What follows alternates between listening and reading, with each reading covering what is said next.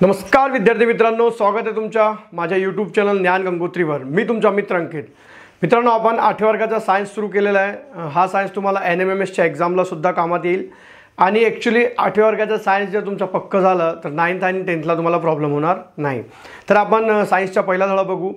मित्रांनो, या पृथ्वी तलावर भरपूर स्पेसीज आहेत, म्हणजे प्राणी आहेत, ॲनिमल आहेत, वनस्पती आहेत वेगवेगळ्या प्रकारच्या, आणि या सगळ्यांचे अध्ययन करण्यासाठी एक विशेष प्रोसेस असते। म्हणजे आता असं आपण कोणत्याही गोष्टीचं अध्ययन करायला गेलो, जर भरपूर संख्येमध्ये गोष्टी असल्या तर आपण त्याचं वर्गीकरण करत असतो, है ना। जसं वर्गात जर म्हटलं तर लहान मुलं, मोठे मुले किंवा जाड मुलं, पातळ मुले अशा प्रकारचे वर्गीकरण करता येतो। तर हे वर्गीकरण प्लांट आणि ॲनिमलचे सुद्धा केलेले आहे। त्यापूर्वी आपण जे आपण 7व्या वर्गात शिकलेलो आहोत, 7व्या वर्गात आपण हेरायकी शिकलेलो आहोत। प्लांट आणि ॲनिमलची हेरायकी काय आहे, म्हणजे क्लासिफिकेशन कसं केलेलं आहे, तर ते सोप्या भाषेमध्ये समजून घेऊ। बघा मित्रांनो, हे जे स्पेसीज आहेत, स्पेसीज म्हणजे काय तर लिव्हिंग ऑर्गॅनिझम जेवढे आहेत, हे जे स्पेसीज आहेत, या स्पेसीजची काय असतो जीनस असतात, जीन्स असतात। ओके, या प्रत्येक जीनची काय असते, एक फॅमिली असते। काय असते, फॅमिली। अशा प्रकारे लक्षात ठेवलं तर तुम्हाला पाठ करायची गरज पडणार आहे। स्पेसीज आहेत, प्राणी वनस्पती आहेत, त्या सगळ्यांचे वेगवेगळे जीन्स आहेत, त्या जीन्सची वेगवेगळी फॅमिली आहे, है ना। या फॅमिलीमध्ये ऑर्डर असतो, कोणी लहान असतो तर कोणी मोठा असतो। अशा प्रकारे लक्षात ठेवा, फॅमिलीमध्ये काय असतो, ऑर्डर असतात, ठीक आहे, लहान मोठा असतात। लहान मोठं असले तरी त्यांच्यामध्ये काही क्वालिटीज असतात, म्हणून आपण त्यांना काय म्हणू, क्लास म्हणू। त्यांचा एक क्लास असतो, काय असतो, एक क्लास असतो, है ना। स्पेसीज आहेत, त्यांचे जीनस असतात, वेगवेगळे जीनसची फॅमिली तयार होते, फॅमिलीचे ऑर्डर असतात, ऑर्डरचे क्लास असते, आणि क्लासचा काय असतो, एक फायलम असतो। आणि या फायलमचा काय होईल, आपण किंगडम, काय नंतर एक किंगडम असतो। आता बघा, हे किंगडम आपल्याला शिकायचे आहेत, है ना। किंगडम शिकायचे आहेत, किंगडम। आता आपण किंगडमवरच बोलणार आहोत। किंगडम म्हणजे काय तर सृष्टी। किंगडम म्हणजे काय तर सृष्टी। किंगडम म्हणजे सृष्टी। ॲक्च्युली एवढे प्राणी वनस्पती या पृथ्वी तलावर आहेत आणि त्यांचे अध्ययन करणं सोपं होतं का, नाही। तर या अध्ययन करण्यासाठी सर्वप्रथम एक कार्ल लिनियस नावाचा व्यक्ती जन्माला आला। काय नाव, कार्ल लिनियस। हा कार्ल लिनियस जो होता त्यांनी 1735 मध्ये 1735 मध्ये त्यांनी 2 भागात वर्गीकरण केलं फक्त। हा प्रश्न भरपूरदा UPSCने सुद्धा विचारलेला आहे, MPSCने प्रीमध्ये विचारलेला आहे। कार्ल लिनियसने काय केलं, 1735 मध्ये 2 भागामध्ये विभागणी केली। एक त्यांनी म्हटलं व्हेजिटेबिलिया, आपण याला असं लिहू, आणि सेकंड इज ॲनिमिलिया। ओके, व्हेजिटेबिलिया अँड ॲनिमिलिया, किंवा 1735 मध्ये।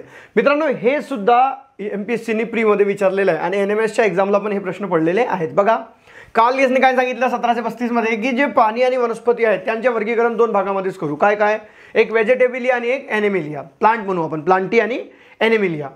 त्यानंतर 1866 मध्ये हेकेल नावाचा एक दुसरा शास्त्रज्ञ आला आणि त्यांनी काय सांगितलं, त्यांनी त्याच्यामध्ये एक अजून ॲड केलं। काय ॲड केलं त्यांनी, हे तर होताच, याला म्हणू प्लांट म्हणजे वनस्पती, याला म्हणू ॲनिमल, ओके। आणि अजून एक ॲड केला त्यांनी, काय ॲड केला तर प्रोटिस्टा नावाचा एक किंगडम त्यांनी ॲड केला। आता लक्षात ठेवायचं, हेकेलने काय ॲड केलं, प्रोटिस्टा नावाचा एक किंगडम ॲड केलेला आहे। 1735 मध्ये कार्ल लिनियसने व्हेजिटेबिलिया आणि ॲनिमिलिया सांगितलं, तर हेकेलने प्लांट, ॲनिमिलिया आणि प्रोटिस्टा ॲड केलेला आहे। त्यानंतर कोण आला, चॅटन नावाचा व्यक्ती आला, सायंटिस्ट आला 1925 मध्ये।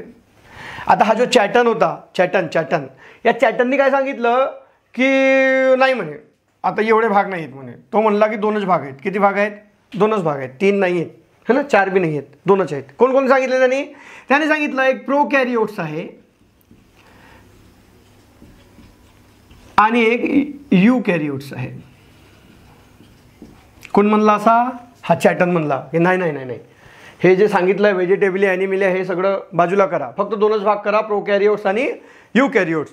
नंतर 1938 मध्ये अजून एक सायंटिस्ट आला, तो म्हणला की असं काही बी नाही, हे वेगळं, आता मी नवीन अजून एक ॲड करतो। मग त्यांनी काय ॲड केलं बघा, लिनसने सांगितलं व्हेजिटेबिलिया ॲनिमिलिया म्हणजे प्लांट आणि ॲनिमल, हेकेलने त्याच्यामध्ये प्रोटिस्टा ॲड केला, बरोबर।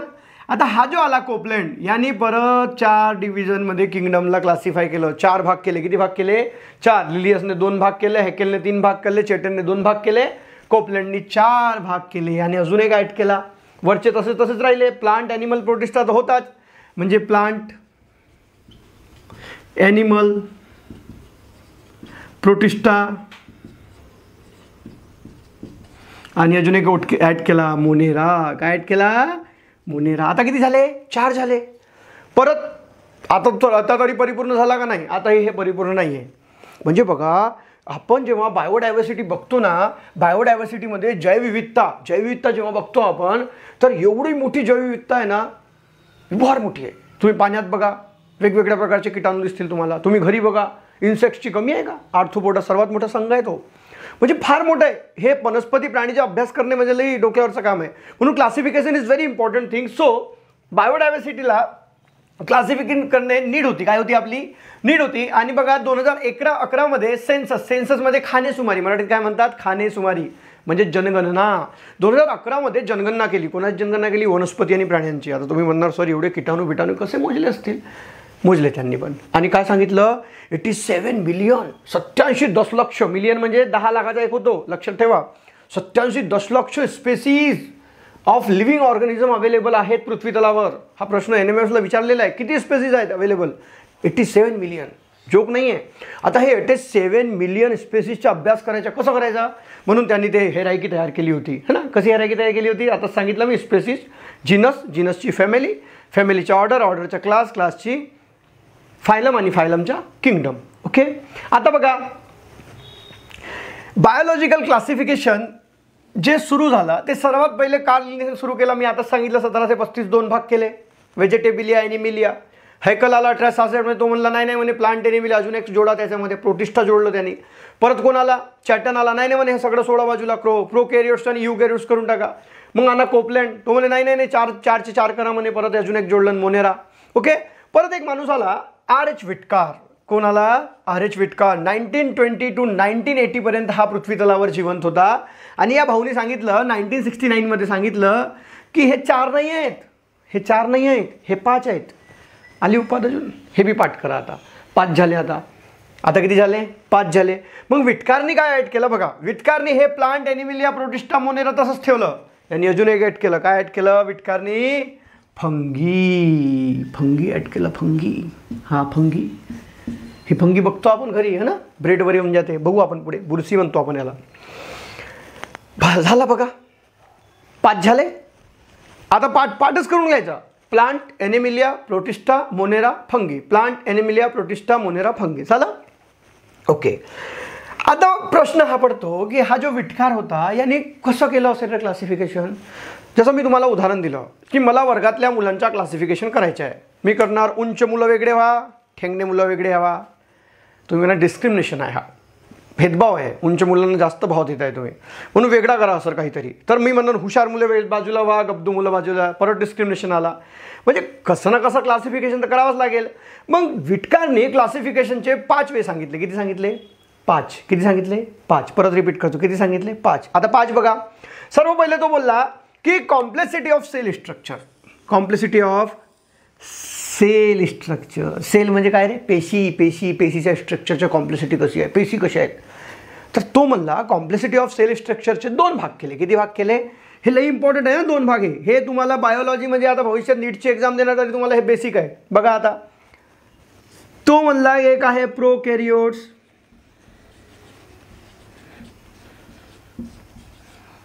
कोणी सांगितलं होतं पहिले? चॅटरनी सांगितलं होतं.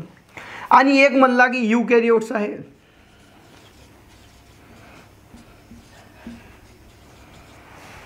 आता प्रश्न पडतो हा प्रोकॅरियोट्स काय आहे ना, हे युकॅरियोट्स काय आहे? तर बघा, प्रोकॅरियोट्स इट मीन्स, याला मराठीत म्हणतात दृश्य केंद्रकी. काय म्हणतात? सॉरी, याला म्हणतात आदिकेंद्रकी. काय म्हणतात? आदिकेंद्रकी.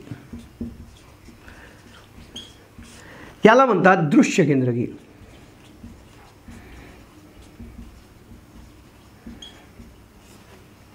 मला काय सांगायचं आहे तुम्हाला, या पृथ्वी तलावरील प्रत्येक सजीव कशाने बनलेला आहे? न्यूक्लियसने बनला आहे. न्यूक्लियस म्हणजे केंद्रक. न्यूक्लियस म्हणजे काय? केंद्रक. आता बघा, ज्या लिव्हिंग ऑर्गॅनिझमचा केंद्रक डोळ्यांनी दिसत नाही त्याला म्हणतात प्रोकॅरियोट्स, आणि ज्या लिव्हिंग ऑर्गॅनिझमचा केंद्रक डोळ्यांनी दिसतो त्याला म्हणतात दृश्य केंद्रकी. काय म्हणतात? डोळ्यांनी म्हणजे मायक्रोस्कोपने बघावा लागतो. दृश्य केंद्रकी. काय म्हणतात? दृश्य केंद्रकी. एवढं समजलं? प्रोकॅरियोट्स, युकॅरियोट्स. आदिकेंद्रकी, दृश्य केंद्रकी. आदिकेंद्रकी म्हणजे ज्याचा केंद्रक दिसतो, आदिकेंद्रकी म्हणजे ज्याचा केंद्रक दिसत नाही, आणि दृश्य केंद्रकी म्हणजे ज्याचा केंद्रक दिसतो. आता याच्यामध्ये बघा, याच्या केंद्रक दिसत नाही, याचा केंद्रक दिसतो. याचं कारण काय? फॉर एक्झाम्पल अशा प्रकारची वॉल आहे. या वॉलच्या मध्ये सायटोप्लाझ्मा आहे, प्रद्रव्य म्हणतात याला. काय म्हणतात? प्लाझ्मा असतो एक प्रकारचा, प्रद्रव्य म्हणतात. या प्रद्रव्यामध्ये एक केंद्रक असतो. केंद्रक म्हणजे त्याची मेन बॉडी. केंद्रकच डिवाइड होतात, केंद्रकच इकडून तिकडे जातात, है ना, माणसामध्ये, जनावर, सगळ्यामध्ये केंद्रक. तर इथला जो केंद्रक आहे तो याच्यामध्ये एक टिंबाच्या स्वरूपात असतो. त्याच्या आजूबाजूला कोणत्याही प्रकारची वॉल नसते, म्हणून तो दिसत नाही. याच्यामध्ये काय होते? सायटोप्लाझ्म जो आहे, प्रद्रव्य जे आहे ना, प्लाझ्मा म्हणू आपण. याच्यामध्ये जो केंद्रक असतो त्या केंद्रकच्या आजूबाजूला एक मेंबरन्स असतो, एक चेंबर असतो. एक चेंबर बनवलेला असतो, खोली भिंती बनवलेली असते, असे प्रकारची मेंबरन्स बनवलेला असतो. त्यामुळे बघितलं की दिसते की हा केंद्रक असेल, याच्या आजूबाजूला मस्त बाउंड्री बनवली आहे. जसे पाटील माणसाच्या आजूबाजूला असते ना, जुन्या काळी हडप्पा संस्कृती जेव्हा शिकलो आपण तेव्हा बघितलं, पाटील माणसं असं बाउंड्री बिंड्रू करून राहत होते, आणि गरीब माणसं बिचारे ते झोपडीमध्ये राहत होते. तसा हा पाटील माणूस केंद्रक झाला, है ना, कुठं? दृश्य केंद्रकीमध्ये. आदी केंद्रकीमध्ये त्या तो पाटील माणूस आहे का? नाही, तो आपला पण बाकी लोकांसोबत राहतो. खरी लोकशाही इथं आहे. इथं लोकशाही थोडीशी बेकार गेली आहे, जाऊ दे आपण. तर प्रोकॅरियोट्स आणि युकॅरियोट्स हे समजलं. कॉम्प्लेक्सिटी ऑफ सेल स्ट्रक्चर हा विटकरनी पहिला पॉईंट घेतला की कॉम्प्लेक्सिटी ऑफ सेल स्ट्रक्चर बघायचं आहे की तो प्रोकॅरियोट्स आहे की युकॅरियोट्स. ठीक आहे, दुसरा पॉईंट बघू. कॉम्प्लेक्सिटी ऑफ ऑर्गॅनिझम, अवयव. आता बघा, पहिली तर गोष्ट आली की सेल स्ट्रक्चर. आता पेशी आहे तर ती त्याच्या पेशीच्या केंद्रक दिसतो की नाही दिसत. दुसरा पॉईंट येतो की कॉम्प्लेक्सिटी ऑफ ऑर्गॅनिझममध्ये परत त्यांनी दोन भाग केले. किती भाग केले? दोन भाग केले. एक मधला काय म्हटला? युनिसेल्युलर. युनिसेल्युलर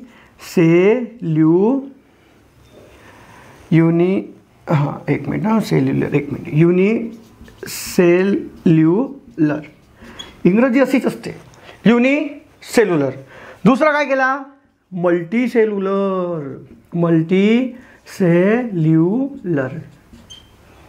एक पेशीय आणि दुसरा बहुपेशीय. समजून घेऊ.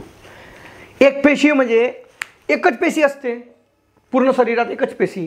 आपल्यामध्ये एकच पेशी आहे का? नाही, आपल्या शरीरात भरपूर पेशी आहेत, आणि त्या पेशापासून वेगवेगळे अवयव तयार झालेले आहेत. म्हणजे आपण काय आहोत? मल्टीसेल्युलर आहोत. आणि काही ऑर्गॅनिझम कसे असतात? युनिसेल्युलर असतात, एक पेशी असतात. ठीक आहे, हा दुसरा पॉईंट झाला. एक पेशी आहे की बहुपेशी आहे. तिसरा बघा, तिसरा पॉईंट तो म्हणला मोड ऑफ न्यूट्रिशन. म्हणजे तो खातो काय? बरोबर, खातो काय? जसं आपण म्हणतो ना, हा माणूस मांस खातो, हा झाला कार्निवरस. हा माणूस भाज्या खातो, हा झाला हर्बीवरस. हा माणूस भात बी खातो, मास्या बी खातो, वांगा बी खातो ना, बकरा बी खातो, हा झाला ओमनिवरस. बरोबर, खाण्यानुसार प्रकार केले. तसं इथं मोड ऑफ न्यूट्रिशनमध्ये काय केलं? डिपेंडंट असतात. आता मला सांगा, we have ability to prepare our food. आपण आपला फूड स्वतः तयार करू शकतो? No. Plant have ability to prepare their food, म्हणून आपण त्यांना प्रोड्युसर म्हणतो. काय म्हणतो? प्रोड्युसर म्हणतो. आपण बघू नंतर.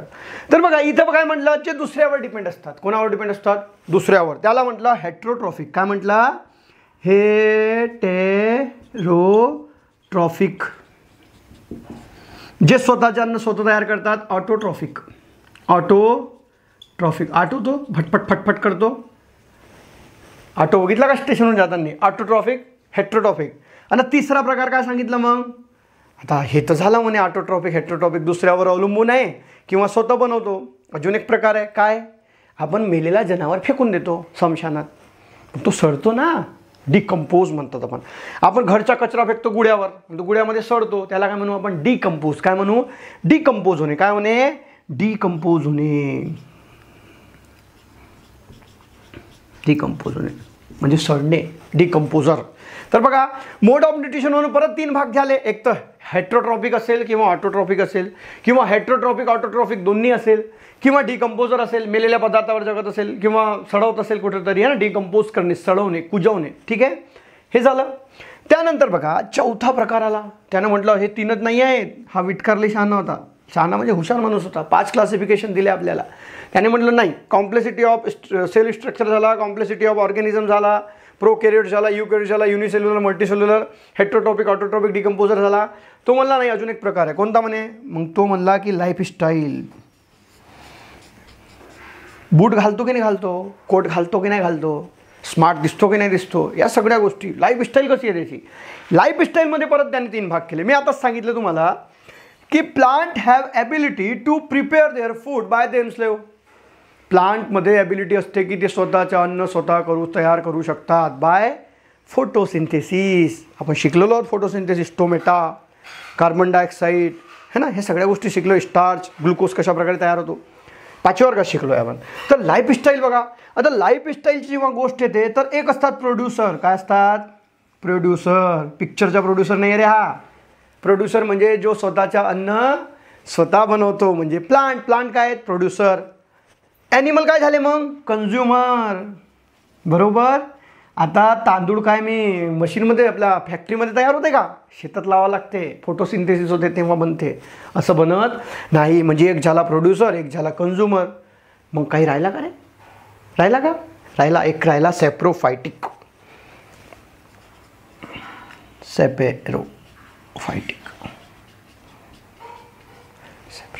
सॅप्रोफायटिक म्हणजे सडलेल्या जनावरांवर जगणारा, सडलेल्या झाडावर जगणारा, सडलेल्या माश्यावर जगणारा, सडलेल्या जनावर फेकून दिले त्याच्यावर जगणारा, असा पण एक घटक असतो. त्याला म्हणतात सॅप्रोफायटिक. तर त्याची लाईफस्टाईल कशी आहे? तो कसा जगतो? दुसऱ्यावर जगतो, स्वतः जगत असतो तो प्रोड्युसर असेल, दुसऱ्यावर जगत असेल कंझ्युमर असेल, आणि जर मेलेल्या वस्तूंवर जगत असेल तर सॅप्रोफायटिक असेल. त्यानंतरचा टेन्शन त्यांनी दिला फायलोजेनेटिक रिलेशनशिप. म्हणजे काय? तर बघा, प्रोकॅरियोट्स टू युनिसेल्युलर, युकॅरियोट्स टू मल्टीसेल्युलर. काय सांगितलं मी? प्रोकॅरियोट्स टू युनिसेल्युलर आणि युकॅरियोट्स टू मल्टीसेल्युलर. आदि केंद्रकी ते एकपेशीय, दृश्य केंद्रकी ते बहुपेशीय. आदि केंद्रीय ते एकपेशीय आणि बहुकेंद्रकी, दृश्य केंद्रकी असेल तर बहुपेशीय. समजला? बरं. दृश्य केंद्रकी बहुपेशीय, आदि केंद्रकी एकपेशीय. ठीक आहे. फायनोजेनेटिक रिलेशनशिप. ओके, एवढं समजलं. पुढे जाऊ. आता हे त्यांनी 5 भाग केले. कोणकोणते केले? परत रिपीट करून घेऊ. Complexity of cell structure, prokaryotes, eukaryotes, complexity of organism, unicellular, multicellular, mode of nutrition, heterotrophic, autotrophic, decomposer, लाईफस्टाईलमध्ये producer, consumer, saprophytic, and phylogenetic रिलेशनशिपमध्ये prokaryotes to unicellular and eukaryotes to multicellular. Okay, now we are discussing of the structure. Okay, where is my duster? Okay, in my hand. तो हम इसको meta देते हैं. यहाँ तक अगर आपको लिखना है तो आप इसको पॉज करके लिख सकते हैं. हिंदी आपली राष्ट्रभाषा आहे, कधी कधी बोलायची. हां, मग आता जाऊ आपण लिव्हिंग ऑर्गॅनिझममध्ये. Living organism are divided in 2 part, 2 basic part. बघा, हा मी लिहितोय प्रोकॅरियोट्स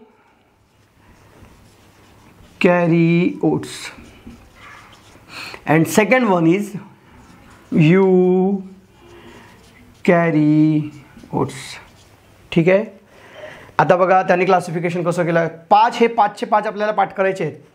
प्रोकॅरियोट्स हे नेहमी काय असतात? युनिसेल्युलर असतात.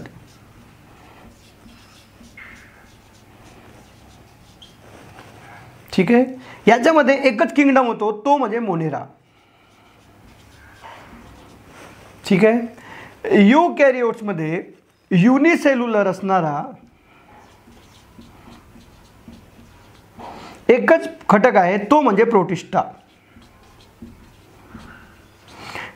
ठीक आहे. युनिसेल्युलर असणारा एकच घटक आहे, तो म्हणजे काय? प्रोटिस्टा.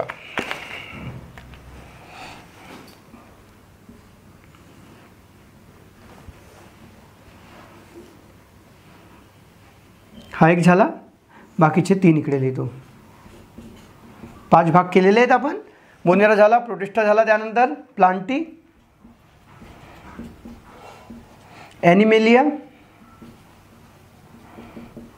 आणि शेवटच्या फंगी. झाला आपला स्ट्रक्चर तयार झाला. बघा फंगी हॅव सेल वॉल. आता तुम्ही म्हणणार सर हा सेल वॉल काय आहे, तर बघा झाडांच्या आजूबाजूला एक पेशी भित्तिका, काय म्हणतात मराठीत त्याला, पेशी भित्तिका, सेल वॉल.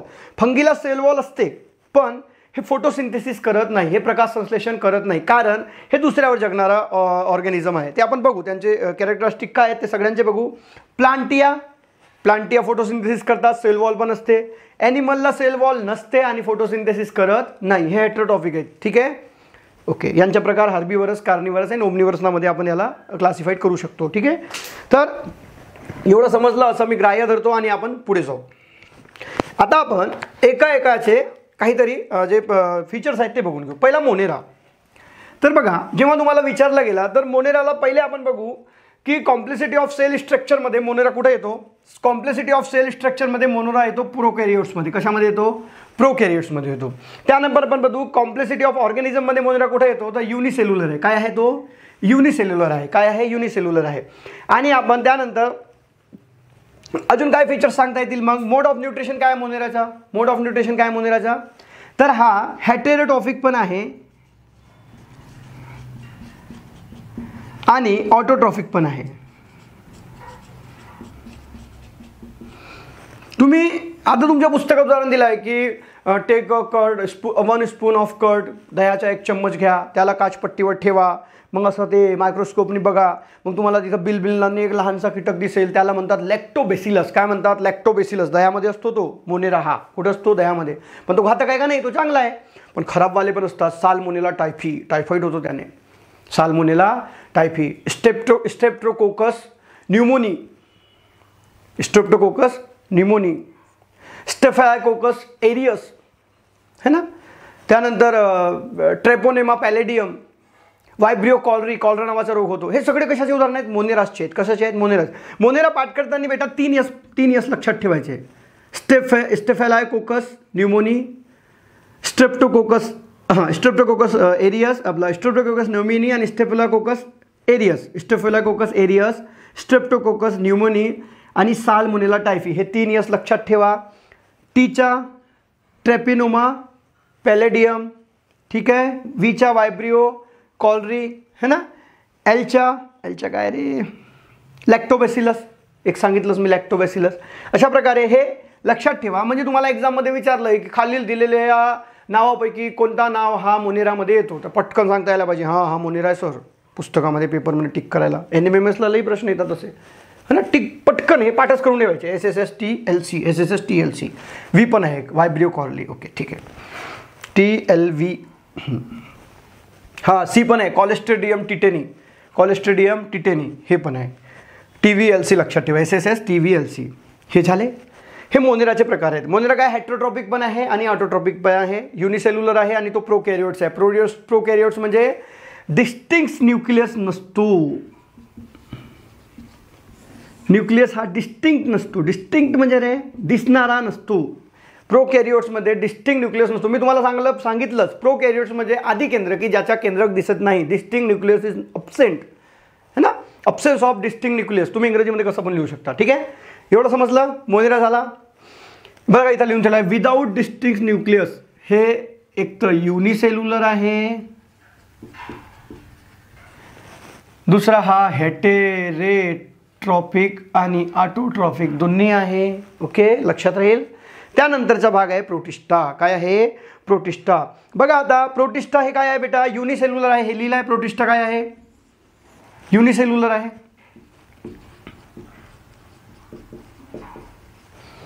ठीक आहे, हा पण युनिसेल्युलर आहे. मोड ऑफ न्यूट्रिशन काय आहे प्रोटिस्टाचा, मोड ऑफ न्यूट्रिशन हा पण हेटेरोट्रॉपिक पण आहे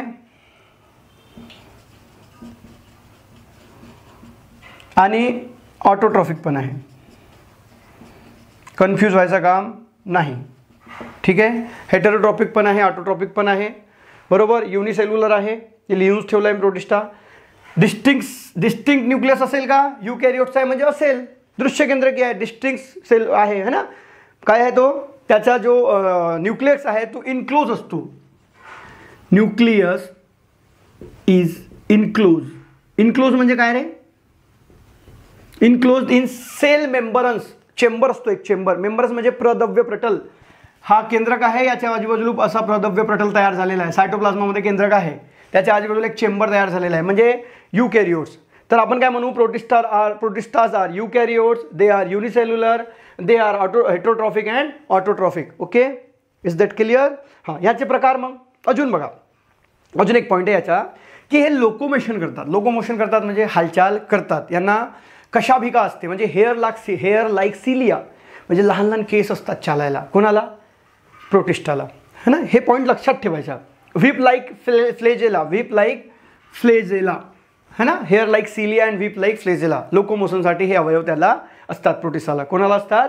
प्रोटिस्टाला असतात. 3 पॉईंट प्रोटिस्टाचे लक्षात ठेवायचे. बाकीचे तुम्हाला पाठच आहेत. युकॅरियोट्स आहे, युनिसेल्युलर आहे, बरोबर. हेटरोट्रॉफिक आणि ऑटोट्रॉफिक आहे.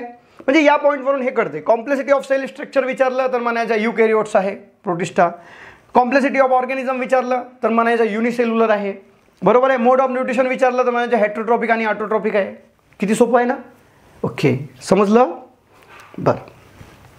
त्यानंतरचा पॉईंट आहे फंगी. काय आहे? Fungi. Fungi is most important point.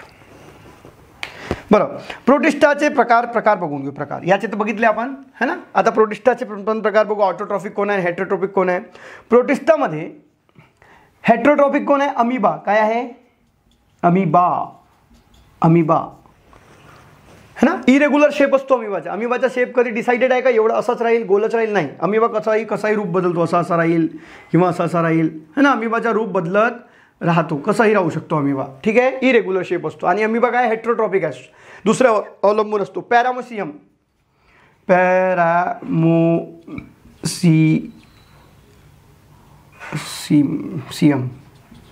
ची स्पेलिंग लई खतरनाक असते बाबा. पॅरामोसियम. अमिबा आणि पॅरामोसियम कशामध्ये येतात? हेटरोट्रॉफिकमध्ये येतात. मग ऑटोट्रॉफिकमध्ये काय बेटा? युग्लेना. अजून वोल्वॉक्स आणि युग्लिना कशामध्ये येतात? ऑटोट्रॉफिकमध्ये येतात. हे सगळे काय आहेत? हे सगळे आहेत प्रोटिस्टा. काय आहेत हे सगळे? प्रोटिस्टा या किंगडममध्ये येणारे आहेत. ओके, समजलं? एवढं समजलं. आता पुढचा पॉईंट बघू. फंगी. काय आहे? फंगी. चला, फंगीवर बद्दल लिहून घेऊ. आता हे मिटवून देतो मी.